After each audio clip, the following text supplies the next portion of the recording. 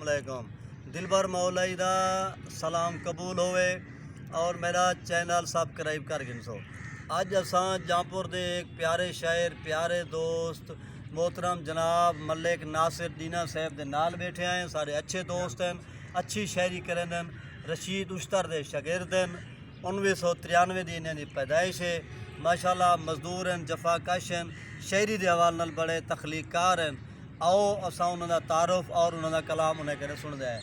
जी नासिर साहब, तुहाडी कदन कहने मतलब है शायरी का आगाज़ है? जोरदार 2005 दा है वाला। उस्ताद साहब तुहाडे उस्ताद हैं। चलो अपना कलाम अता करो माशाअल्लाह। हर शख्स दा आन गुलाम कीती, दी लाहण तो पहले शाम कीती। हाँ हाँ, वाह वाह। चलो वेची नासिर आदि हैं अरमान थींदे लैलाम कीती। लैलाम कीती, वाह। खड़ूं दर ते आस दा कासा चा, दियो खैर खैरात फकीरें को, वाह। सुख सांभ रखो दुखे वक्त कीते, दियो दुख दी दात फकीरें को, वाह।